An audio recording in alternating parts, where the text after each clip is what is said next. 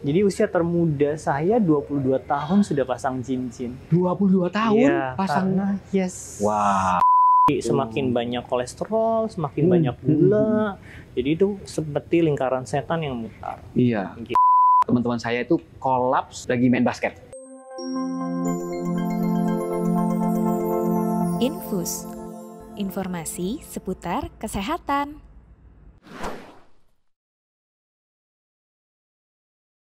Oke, Assalamualaikum, salam sejahtera untuk kita semua. Apa kabar Anda, Sobat IHC Rumah Sakit Pusat Pertamina Jakarta? Bertemu lagi dengan saya, Rudi Johan, di podcastnya RSPP. Judulnya adalah Infus, informasi seputar kesehatan.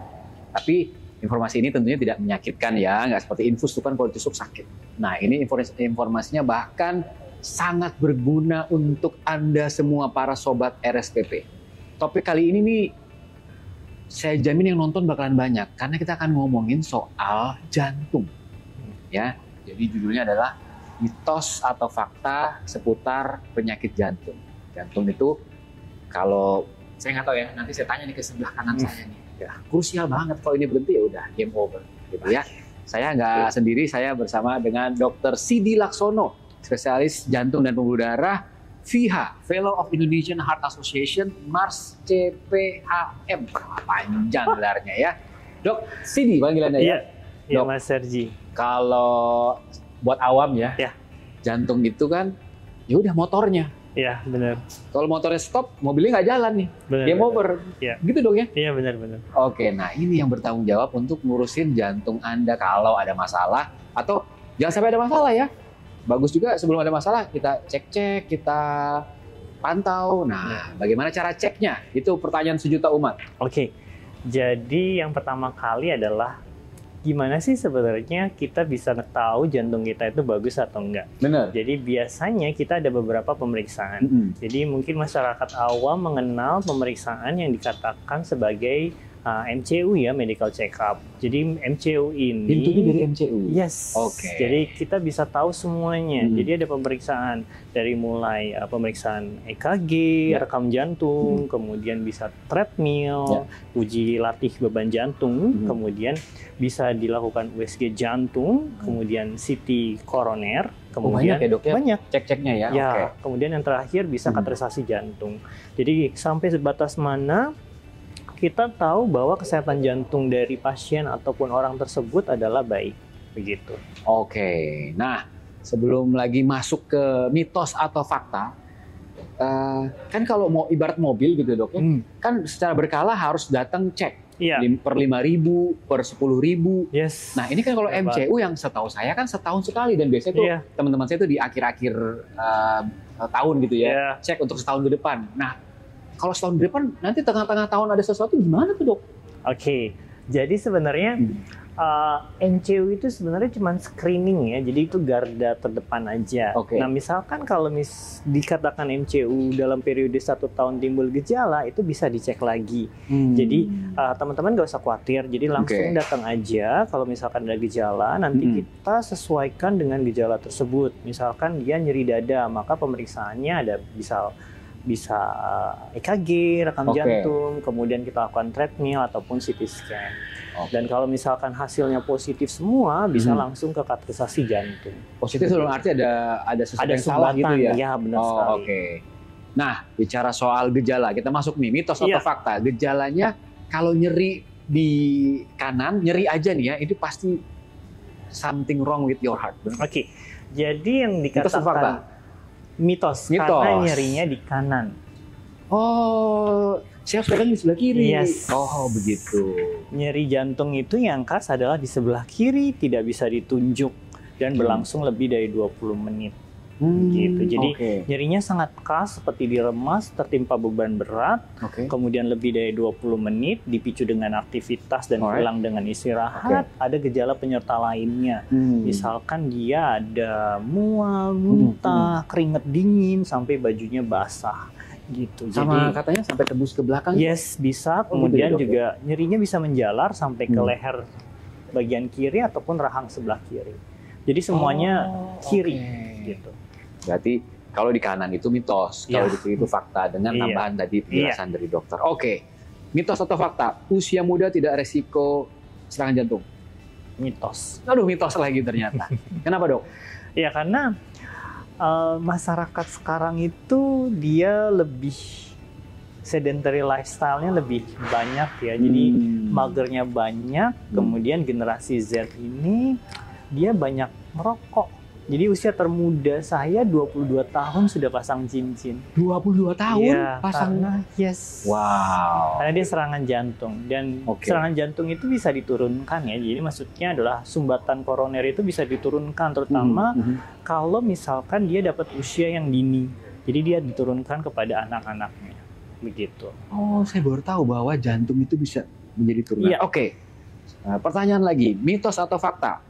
Perempuan itu lebih, katanya nih dok ya, lebih cenderung rendah kena serangan jantung. Benar, Tom? Itu fakta. Oh, ini fakta malah ya? Kenapa, Dok? Karena wanita itu dilindungi hormon kewanitaannya. Oh. Jadi kalau wanita itu dia punya hormon yang melindungi dia, terutama untuk kesehatan jantungnya. Nah, jadi kalau ada, mohon maaf, ada waria itu tetap aja dia kodratnya tetap laki-laki. Jadi hormonnya hormon laki-laki. Jadi dia akan sama gitu. Jadi pada dasarnya wanita itu punya hormon yang melindungi dirinya. Nah, gitu. Ya penjelasannya itu fakta bahwa wanita lebih sedikit tidak rentan lah gitu ya untuk kena serangan jantung. Masih banyak lagi mitos atau fakta, misalnya nih orang kurus bebas dari penyakit jantung. Cukup dengan makanan rendah lemak bisa menghindari jantung dan lain-lain. Kita akan tanya ya, tapi nggak sekarang. Setelah pesan-pesan yang mau lewat berikut ini.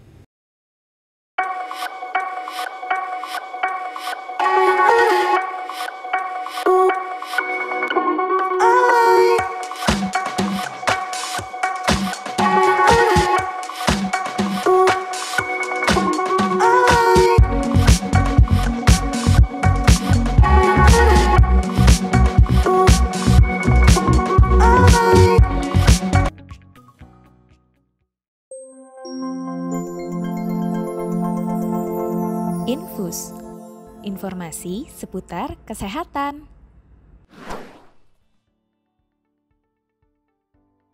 Terima kasih Anda masih bersama dengan Infus, informasi seputar kesehatan. Saya bersama dengan Dr. Sidi Laksono. Dok, lanjut lagi, mitos atau fakta? Ya, ini yang awam-awam ini yang nonton banyak biasanya. Mitos atau fakta, orang kurus biasanya bebas dari penyakit jantung? Mitos. Mitos ya? Iya.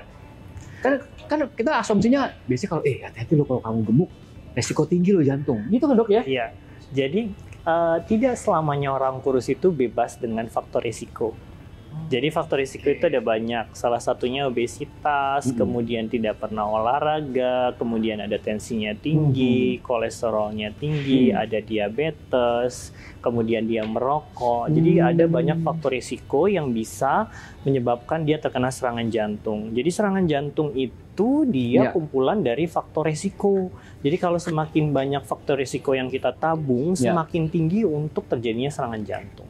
Jadi pada dasarnya kalau misalkan dia orang kurus tapi faktor risiko kolesterolnya ada, dia merokok, sama aja seperti orang gemuk. Jadi resikonya juga tinggi-tinggi juga ya, begitu ya. Aja. Berarti artinya apalagi orang yang gemuk gitu dok. Nah, benar. I see.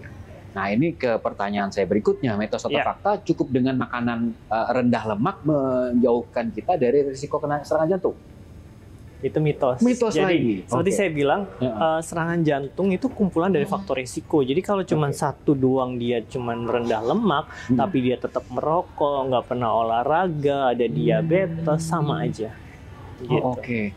Dok, saya ingin tahu kenapa diabetes itu bisa ada hubungannya, bukan mitos atau fakta ya, kenapa diabetes itu ada hubungannya dengan serangan jantung? Iya, jadi diabetes itu dia akan memudahkan kolesterol itu nempel di pembuluh darah koroner. Gitu. Jadi kemudian dia juga terjadi gangguan pada lapisan dalam koronernya, endotelnya. Jadi dia endotelnya itu atau lapisan dalam dari pembuluh darah koroner itu sering terjadi gangguan. Jadi dia akan lebih mudah nempel. Gitu. Jadi semakin banyak kolesterol, semakin banyak gula.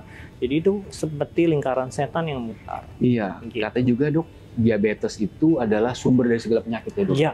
Itu kalau kita nyebutnya sebagai ibunya penyakit ya. Karena dia bisa kena ke semuanya, ke mata, ke otak, ke ginjal, ke jantung. ke organ-organ ujung, jadi semua bisa kena. Nah, tuh ya, banyak-banyak makan gula, karbo, rajin olahraga, kata Dokter Sidi. Iya. Berikutnya dok, mitos atau fakta, kalau sudah pasang maksud saya, pasang ring, ya, nggak boleh ngapa-ngapain. Itu mitos. Mitos ya? Oh oke. Kan resiko dok, berarti udah ada sesuatu yang dipasang di jantung, di jantungnya, di pembuluh darahnya. Enggak. Jadi tetap aman. Jadi cincin itu dia tetap akan melekat di dalam pembuluh darah koroner.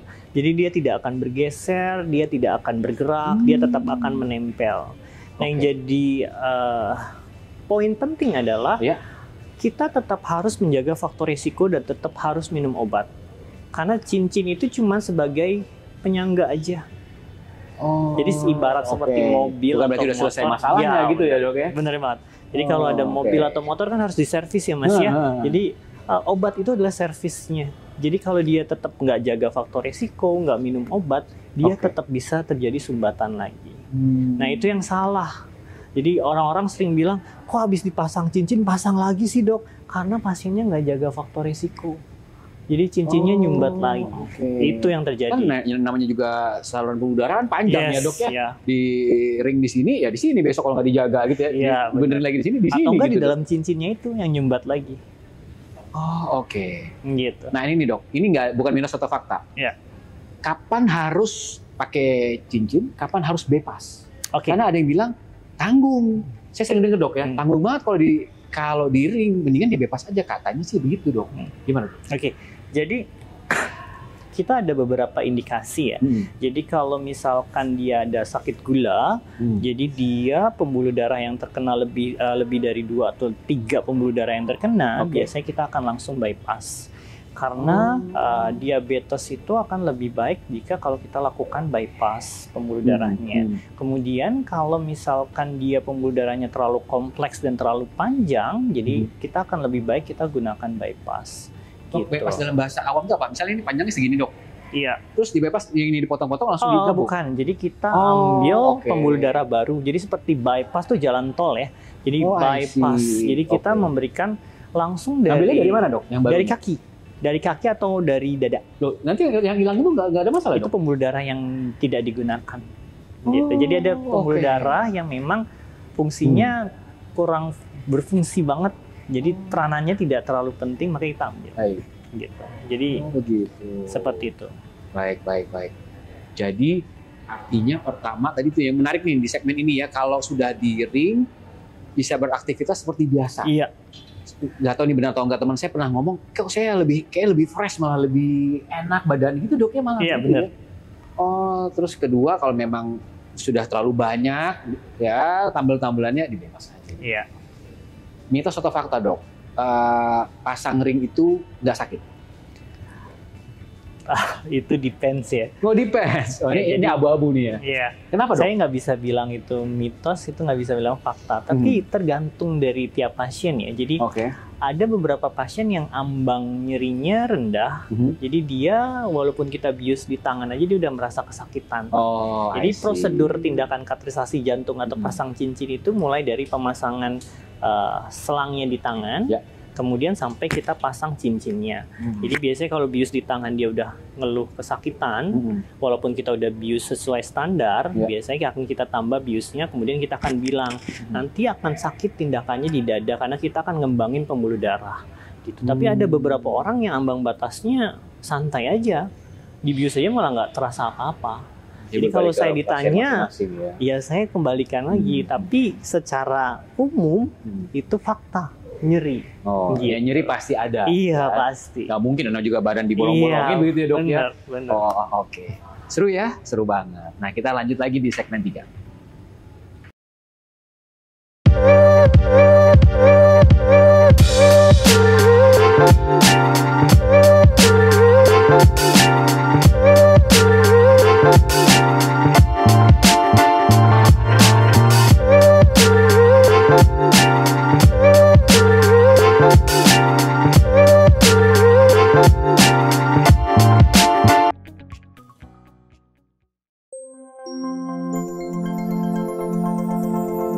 Infus, informasi seputar kesehatan. Oke, terima kasih Sobat IHC RSPP. Ruli Johan masih bersama dengan Dr. Sidi Laksono, dokter jantung dari RSPP. Dok, praktek tiap hari di RSPP? Selasa Kamis saya. Oh, Selasa Kamis. Iya. Jamnya? Jamnya dari jam 9 sampai jam 1. Oh, oke. Jadi kalau Anda yang mau ketemu Dr. Sidi, merasa-merasa, aduh, saatnya saya ini nih cek jantung nih, begitu ya. Silakan cari nih dokter yang ada di sebelah kanan saya. Berarti saya bisa cek jantung kapan saja? Bisa. Nggak harus menunggu ada rasa-rasa nggak enak gitu ya. Yang paling bagus atau istilah golden standarnya apa? Pemeriksaan apa berarti? Apa treadmill istilahnya atau apa? Tergantung dari jenis yang dikeluhkan ya. Jadi kalau misalkan kita nyeri dada, itu jantung koroner yang golden standard 100% baku emasnya adalah kateterisasi jantung. Gitu. Kateterisasi jantung. Iya. Dijelaskannya gimana tuh, Dok? Jadi itu kayak tindakan kita memilmkan atau membuat kamera langsung kita fotoin di koronernya itu. Gitu. Jadi koronernya kita berikan zat warna kontras, kemudian kita fotokan, nanti kita lihat pembuluh darahnya bagus atau enggak. Gitu. Jadi langsung 100% akurat. Itu yang golden standardnya begitu ya? Iya. Tapi kan tidak semua langsung di kateterisasi jantung, harus ada indikasi dan pemeriksaan lainnya. Step-stepnya gitu. Iya, tidak bisa kita langsung main bypass langsung kateterisasi jantung. Oke, baik. Nah, di 2024 ini pasti saya yakin banget banyak banget sobat RSPP yang mau hidup sehat. Salah satunya ada olahraga. Iya. Banyak juga kejadian, Dok, ini bener-bener ada bahkan ada 3-4 teman-teman saya itu kolaps lagi main basket. Iya. Kenapa? Dan cara ngukurnya kita kalau olahraga, ini udah saatnya saya harus duduk dulu. Gimana? Oke, jadi ini banyak pertanyaan yang ditanyakan kepada saya ya, bagi pasien-pasien yang pengen olahraga gitu. Jadi pada dasarnya kita harus tahu nadi kita. Jadi kita ada perhitungan nadi maksimal yang harus kita capai. Jadi nadi maksimal itu adalah 220 dikurangi dengan usia.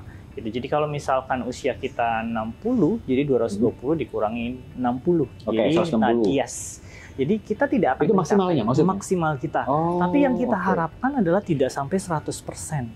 Kita cukup olahraga yang moderate. Jadi moderate itu perhitungannya kita ambil 50 sampai 80%-nya dari nadi maksimal. Jangan di-push maksimal juga, Dok ya. Jadi 80, kalau misalnya kita ambil 80%, masih ada slot 20%. Jadi itu buat kenaikan nadi yang tidak terlalu signifikan. Tapi kalau ditanya, boleh nggak saya melebihi dari itu? Boleh aja, selama kuat.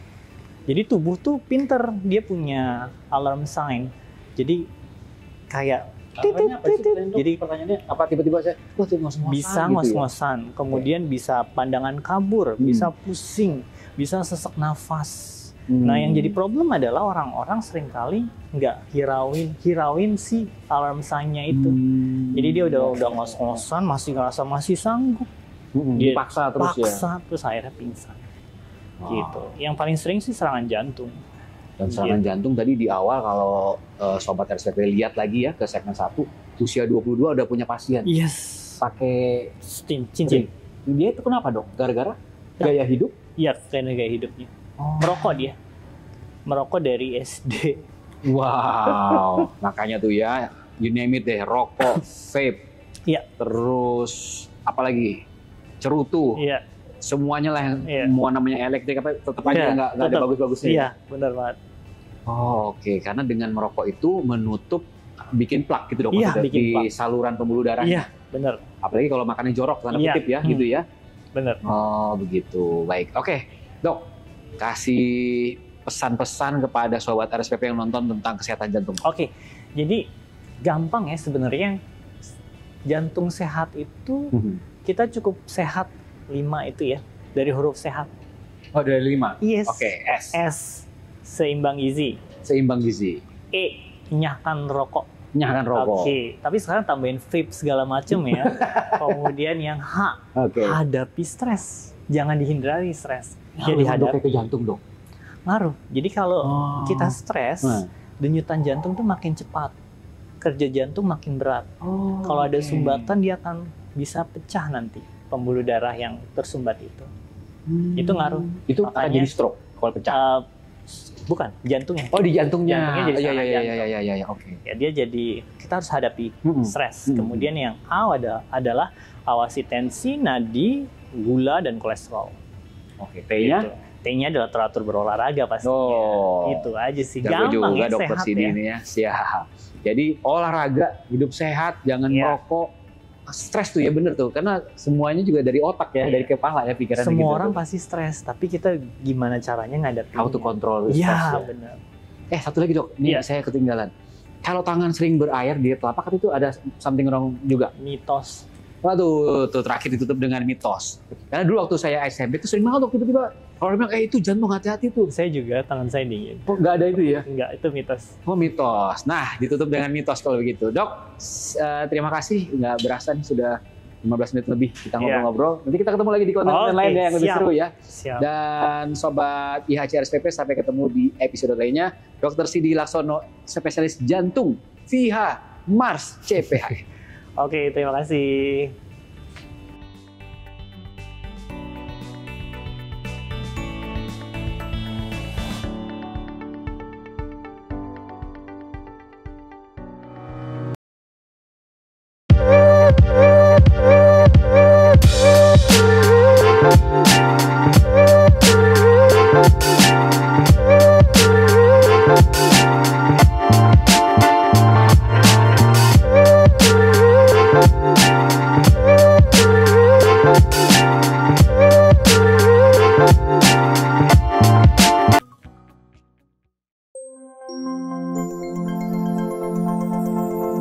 Infus, informasi seputar kesehatan.